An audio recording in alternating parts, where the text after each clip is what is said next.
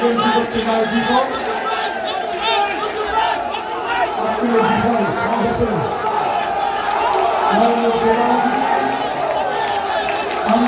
সংগ্রামে রাজপথে অগ্নিপুরুষ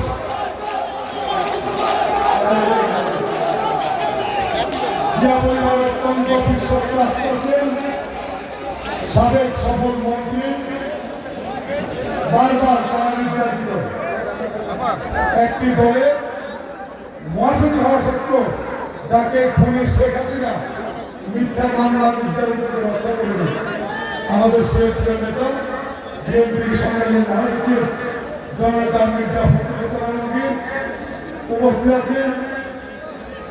দেশ প্রতিবেদন খালেদা জিয়ার প্রতিষ্ঠা পরিষদের অন্যতম সদস্য বীর মুক্তিযোদ্ধা আব্দুল সালাম, বীর মুক্তিযোদ্ধা অধ্যাপক জয়নাল আবেদিন, শহীদুদ্দিন চৌধুরী এনে, শামসুর রহমান শিমুল বিশ্বাস সহ বিএনপির কেন্দ্রীয় নেতৃবৃন্দ, সামনে উপস্থিত আমার অত্যন্ত প্রিয় আন্দোলন সংগ্রামের সহযোদ্ধা বন্ধুরা, অঙ্গ সংগঠনের নেতৃবৃন্দ, আপনাদের সকলকেই আমার ব্যক্তিগত পক্ষ থেকে এবং এই ভেরিয়াকের মানুষের পক্ষ থেকে সকলকে শুভেচ্ছা জানাচ্ছি, অভিনন্দন জানাচ্ছি আপনাদেরকে।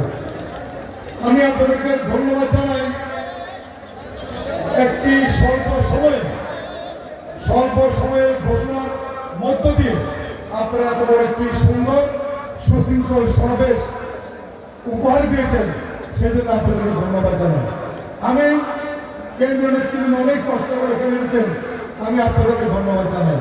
সাংবাদিক বন্ধুরা, আইন শৃঙ্খলা রক্ষাকারী ভাইয়েরা, আপনারা এই সমাবেশকে সফল করার জন্য আপনারা অনেক কষ্ট করেছেন, আপনাদেরকে আমি ধন্যবাদ জানাই। আমি বক্তব্য রাখবো না, বক্তব্য রাখবেন আমার প্রিয় নেতা, আমাদের আজকের অনুষ্ঠানের প্রধান অতিথি মির্জা ফখরুল আলমগীর। আমি শুধু একটি কথা বলতে চাই, দেশ নেত্রী বেগম খালেদা জিয়া এবং তারেক রহমান আমাদের দলের ভারপ্রাপ্ত চেয়ারম্যান আমাকে যেই আমানত দিয়েছেন, আমি চেষ্টা করেছি শত বাধা বিপত্তির মধ্যেও সেই আমানতকে রক্ষা করে এই 3 আসনের সংগঠনকে শক্তিশালী করা হবে। 3টি উপজেলার এই 3টি উপজেলার প্রত্যেকটি অঙ্গ সংগঠনকে শক্তিশালী করার আমি কাজ করেছি।